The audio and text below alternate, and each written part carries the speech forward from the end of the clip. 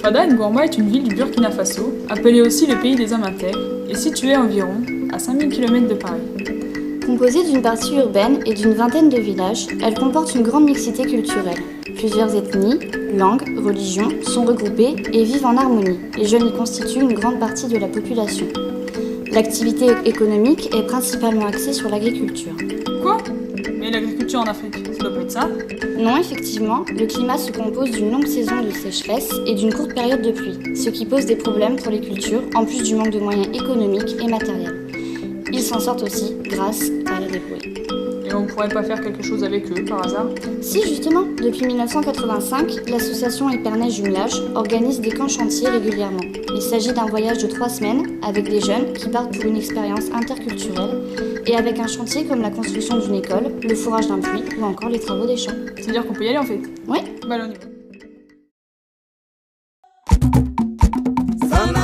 Participer parce que c'est enrichissant de connaître d'autres cultures, d'apporter quelque chose à notre pays, savoir comment eux ils se débrouillent par rapport à nous qui avons tout le nécessaire pour, alors qu'eux ils sont obligés de faire avec ce qu'ils ont.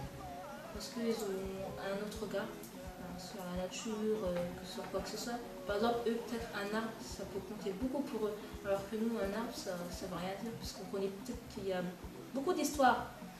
Connaître les histoires aussi. Pour me donner de l'expérience, parce que j'ai jamais eu l'occasion de participer à un projet comme ça, et donc tout ce qui est échange avec les autres pays, tout ce qui est partager la culture, bah, je connais pas, donc bah, voilà, j'ai envie de connaître un petit peu, puis j'en ai eu l'occasion, je sautais dessus. Parce que quand on me l'a proposé, on m'a dit que c'était surtout axé sur l'échange avec des personnes qui ont le même âge que nous, un échange culturel. Et en fait, je me dis, c'est pas donné à tout le monde le fait de pouvoir partir dans un pays étranger sur un projet bien précis, de découvrir une culture, et puis de tisser des liens. Pas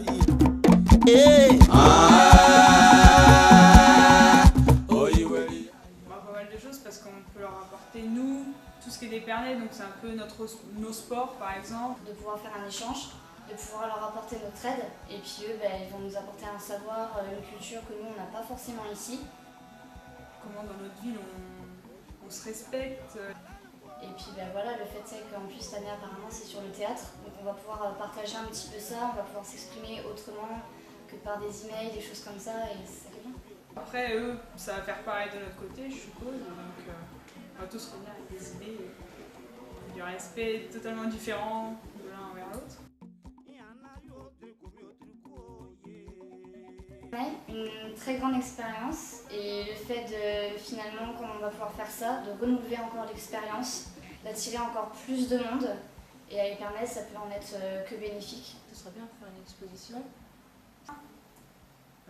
Ouais, ramener des souvenirs, partager un peu, si on arrive à ramener quelques trucs, pourquoi pas partager avec la population d'Épernay, avec les différents centres aérés, aller dans les maisons de retraite.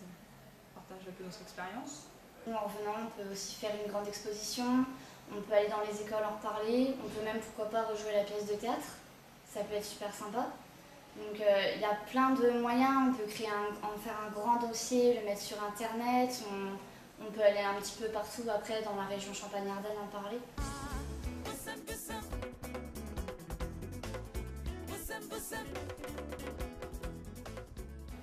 Je pourrais m'investir même à 200% s'il faut. Eh oui, pas très grand saut. Bah oui, évidemment. Sinon je serais pas là. Pourquoi pas une petite manifestation, une petite exposition, puis peut-être que les gens, expliquer notre but, notre projet, et à la fin, pourquoi pas les gens ils nous donnent un petit truc. Une soirée africaine dédiée à Fada Ngourma. On fait des petits stands où on maquille les enfants, on vend des fleurs, etc. Donc pourquoi pas associer le lycée par exemple, faire des petits projets comme ça. Eux, ça leur fait de la publicité, nous on récolte de l'argent et au final ça nous finance notre projet. Demander des aides aussi peut-être à l'État ou après ça, je ne sais pas trop comment ça va. Situé entre 18 et 25 ans. Et que l'aventure ne te fait pas peur.